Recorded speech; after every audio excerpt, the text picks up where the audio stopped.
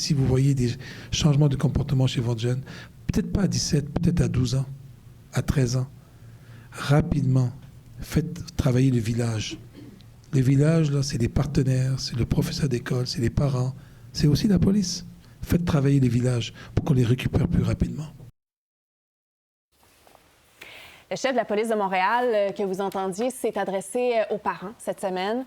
Il a demandé, en fait, la collaboration des familles pour tenter d'aider les jeunes qui sont sur une pente glissante. Vous savez, ça fait des semaines qu'on en parle. Les groupes criminels qui recrutent des adolescents de plus en plus jeunes. On peut penser à ce garçon de 14 ans qui est mort près du repère des Hells en Beauce. Il y a ce jeune aussi de 17 ans qui a été arrêté cette semaine, qui aurait tiré sur l'immeuble de l'avocat Émile Benamor. Alors, je vais en parler de tout ça avec un avocat qui est spécialisé justement dans les causes jeunesse, cette jeune clientèle de contrevenants. Thiago Murias. Bonjour, Maître Murias. Bonjour, Margaret. Alors, vous l'avez vu, ça fait longtemps que vous pratiquez, que vous représentez particulièrement des jeunes qui se retrouvent devant les tribunaux. Qu'est-ce qui a changé dans le profil de ces jeunes-là que vous représentez? Bien, je pense que c'est vraiment le gros problème. C'est la différence de profil. Quand j'ai commencé là, en 2012, on avait une trajectoire délictuelle assez claire des jeunes, c'est-à-dire comment ils arrivaient à commettre des crimes plus graves, des crimes contre la propriété au début, des violences acquisitives, des vols, des méfaits. Ça commençait donc avec des crimes de moindre gravité, puis il y avait une progression. Exact. Okay. Et là, l'intervention se faisait et on était capable d'avoir une intervention ciblée pour ces jeunes-là pour essayer de réduire leur risque de récidive violente. Le système fonctionnait assez bien parce qu'on s'adaptait à une trajectoire délictuelle qui était assez stable, qui était assez connue de la recherche en criminologie.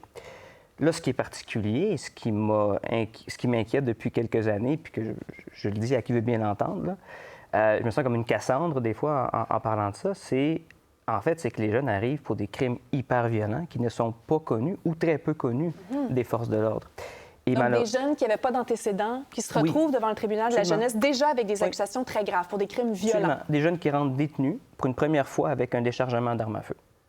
Ça, c'était exceptionnel. Jeunes de quel âge? Des jeunes qui peuvent avoir en 13... Bien, le plus jeune que j'ai eu, c'était un jeune de 14 ans, 14, 15, 16 ans. C'est exceptionnel pour l'âge, c'est exceptionnel pour la gravité de l'infraction, mais c'est surtout c'est exceptionnel qu'un jeune qui n'est pas criminalisé, qui n'a pas nécessairement les contacts, se retrouve avec une arme à feu. Avant, un jeune, pour avoir une arme à feu, c'était exceptionnel, le mineur avec une arme à feu, mais ça démontrait nécessairement une structurisation de la délinquance, une aggravation des délits, un jeune qui avait des contacts. Là, c'est plus ça qu'on voit. Donc ça, c'est vraiment le profil. Ils sont plus jeunes et ils arrivent pour des délits plus graves. Oui. Qu'est-ce qu'ils vous disent? Pourquoi, dans le fond, ils se sont retrouvés aux prises avec des gangs? Qu'est-ce qui les a attirés là-dedans? Bien, d'abord, c'est sûr que c'est multifactoriel. Il n'y a pas une seule raison. Je vous dirais que la raison qui revient souvent, c'est une question d'appât du gain. Vous savez, à 14 ans, quand on nous propose des milliers de dollars pour faire un contrat qu'on ne sait pas trop c'est quoi, de toute façon, ils ne leur disent pas tu t'en vas faire exactement ça. On leur dit tu vas faire quelque chose, tu vas être bien rémunéré. Vous savez, pour un adulte, 3 000 $, c'est beaucoup d'argent. Imaginez pour un enfant de 14 ans. Oui. Parce que je dis un enfant de 14 ans. Pour moi, à 14 ans, là, c'est un kid. Donc, il y a ça. C'est des jeunes qui arrivent, malheureusement, qui viennent d'arriver souvent au Canada, qui voient leurs parents travailler 2 jobs, puis on leur dit, écoute, ça pourrait aider ta mère. Moi, j'en ai des dossiers comme ça. J'ai des exemples concrets en tête. Tu as un jeune qui vient d'arriver, on leur dit, écoute, ta mère travaille 2 jobs. Moi, 3 000 $, ça pourrait aider ta mère. Tu as un petit contrat à faire. Ça revient souvent et de plus en plus. Donc, aussi, c'est inquiétant. Sentiment d'appartenance, c'est sûr. Avoir un sentiment de réussir dans quelque chose, avoir le sentiment d'avoir un groupe. Une gang. Oui. Il y a des identités de quartier, il y a plein de phénomènes sociologiques très intéressants qui entrent en ligne de compte, mais je vous dirais que, pour faire ça simple, il y a beaucoup l'appât du gain là-dedans, surtout à un très jeune âge. Maître Murias, vous aviez connu, je parlais de l'adolescent de Frampton, celui qui avait été retrouvé sans vie près du repère des Hells. Vous l'aviez connu, vous l'aviez représenté, en fait, dans un autre dossier. Comment vous avez réagi quand vous avez su le sort qui l'a attendu? Vous savez, je pratique depuis 12 ans maintenant et dans les 2 dernières années, j'en suis rendu à 6 clients qui sont morts dans des circonstances, on ne peut pas dire semblables, mais des circonstances qui sont liées à leur trajectoire délictuelle, on peut dire comme ça. Des jeunes dans les 6 cas? Oui, 6 fois? Je ne fais que des jeunes, donc oui, dans les 6 cas. C'est exceptionnel, ça ne m'est jamais arrivé. Je vous dirais que quand on voit les photos dans le journal... ayant voulu accomplir justement une tâche qui leur avait été donnée. Je vais être général en disant que c'était relié à leur trajectoire délictuelle d'une façon ou d'une autre. C'est épouvantable. Tu sais, tu connais ces kids-là, tu connais leurs parents. Je me souviens des parents, je me souviens de chaque parent. Tu sais, appeler un parent pour lui demander bon, votre fils, il y a une date de cours la semaine prochaine, puis que le parent parte à pleurer en disant ben il sera pas là, tu sais. C'est pas dans les meilleurs moments de ma carrière, je vous dirais. Puis c'est pas des jeunes ultra-criminalisés. Là. C'est pas des jeunes ultra-criminalisés. C'est ça qui est inquiétant, c'est que c'est pas des jeunes qui, naturellement, devraient se retrouver là. C'est des jeunes qui sont au tout début de leur parcours. Puis on pourrait en parler de qu'est-ce qu'on peut faire aussi, puis qu'est-ce qu'on peut... Pourquoi on en arrive là. Mais c'est terrifiant. Je vous le dis, ça me choque complètement. Je suis abasourdi par ce que je vois. Des jeunes qui ont probablement une certaine insouciance aussi, on comprend. Vous parliez justement de l'appât du gain, le besoin, l'envie de vouloir parfois aider la famille ou en tout cas d'avoir un sentiment d'appartenance. C'est le présentisme, c'est vivre dans le moment présent. Fadi Daguerre interpellait les parents, Oui. justement. Vous les côtoyez, les parents, justement, dans toute la gestion du dossier.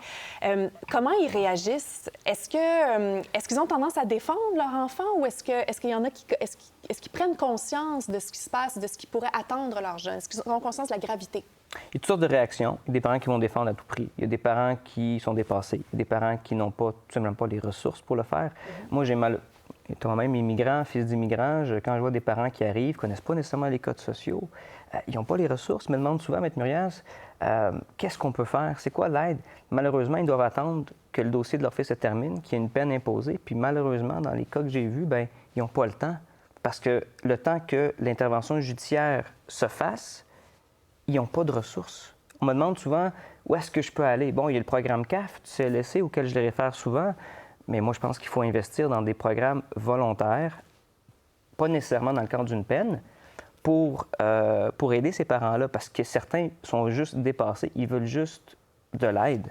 Puis malheureusement, cette aide-là n'est pas nécessairement disponible au moment opportun, parce que la trajectoire délictuelle, elle est tellement accélérée en ce moment qu'on n'a pas le temps que l'intervention judiciaire ait un impact. Ça va trop c'est vite, une partie du problème. Oui, c'est ça. Ça va vite, même que, justement, si un jeune a une cause pendante, entre deux dates de cours, il peut se passer bien des choses. Et voilà. François Bonnardel évoquait la possibilité de durcir les peines pour les jeunes contrevenants. Est-ce que vous pensez qu'elle est là, la solution?